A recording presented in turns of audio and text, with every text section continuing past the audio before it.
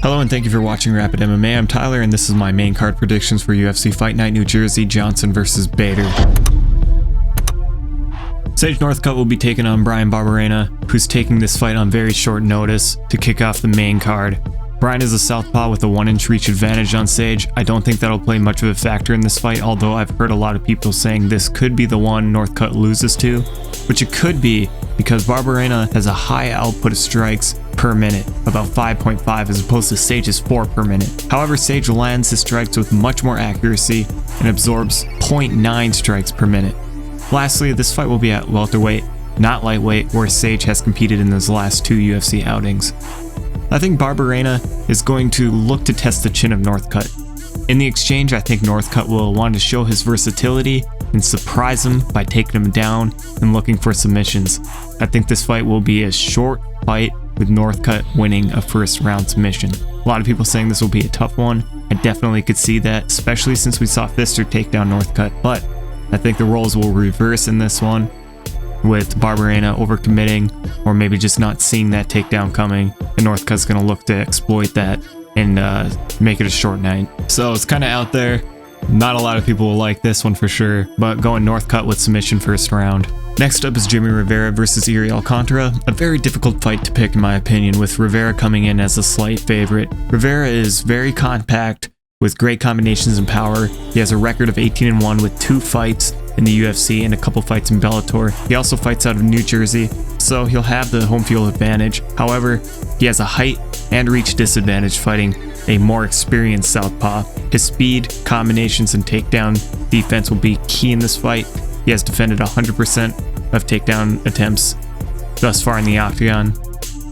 Alcantara is a southpaw and is a decent striker, 14 wins by knockout. I notice he sometimes overcommits to strikes, which could definitely be his downfall in this fight. He also has low output. He's much more of a counter striker. He has an excellent ground game, always threatening with submissions and working positions both on top and bottom. Not surprising to know that he has a black belt in BJJ. He is much more experienced in the UFC, but seems to have trouble against fighters like Rivera. Lost a decision to Uriah Faber and Frankie Saenz, but he definitely posed problems to both these fighters. Now, I think Rivera is the safer bet in this fight. I think his stand-up is much sharper than Alcantara's and won't have too much trouble getting inside the reach, but what gives me pause is how many times Rivera will get hit when he's working his way in. Neither men have been knocked out, but both have knocked out opponents. I think this fight goes similar to Alcantara's fight against Faber and Saenz. I don't think Alcantara outputs enough, and I just have a feeling he'll lose another one via unanimous decision, so I'm going to choose Jimmy Rivera to win via decision. Barnett versus Rothwell is a very interesting matchup. Rothwell has managed to put together a 3-fight win streak, defeating Brandon Vera by TKO, Overeem by TKO, and submitting Mitrione. He has a basic stand-up game leading with a jab and following with a heavy right hand. He's a purple belt in jiu-jitsu, but I don't think he's as good of a grappler as Barnett. Barnett's return to the UFC has been a slow climb to say the least, but with the way the heavyweight division moves and at his age, it's important that he takes time in between fights to recover.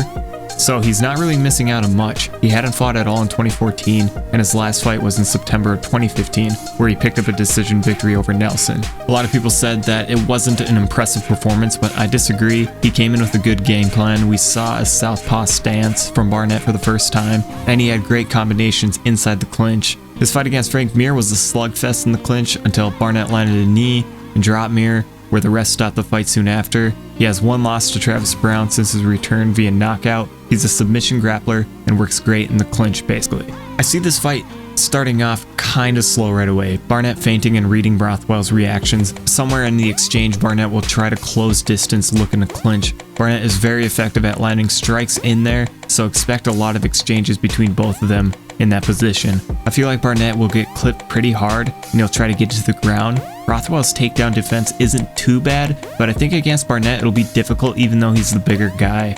Barnett is good at using his opponent's weight and momentum to get takedowns. I think Barnett will find a lot of his success smothering Rothwell and making him work hard in the first round. In the second, I see a lot of the same. Rothwell finding openings at range and Barnett eating some punches but still closing the distance and getting it to the ground. I think just like in past fights, Barnett works for submissions and finds an opening for Rothwell's third loss via submission. So even at 38 years old, I think Barnett can definitely exploit the grappling of Rothwell and find a submission. Based on performances of Gilbert Yvel, Mark Hunt, Gabriel Gonzaga, and Cain Velasquez, I think Barnett will find a way to win by submission in the second round. It's hard to say what kind of submission. I know rear naked choke is always the most common, but Barnett uses arm triangles very effectively. He's a master at joint manipulation as well. So we might see something like a Kimura or maybe a leg lock. There's always those kind of submissions that Barnett has in his tool belt, but not sure. I'll just go with an arm triangle since we've seen it in the past a couple times, and he's very successful with it.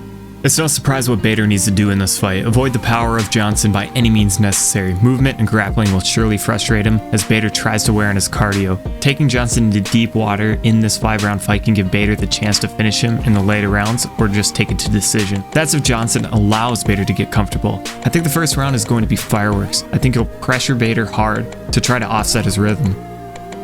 He wants Bader to react defensively and make an offensive move like a double leg takedown. This is what Johnson would like, so he can throw an uppercut or use kicks to knock Bader out or back him up, similar to his fight with Phil Davis. Although I do like Bader's chances in this fight, and if you're thinking of throwing money down on him, it may very well be worth it. However, I think Johnson finds an opening early before Bader gets comfortable.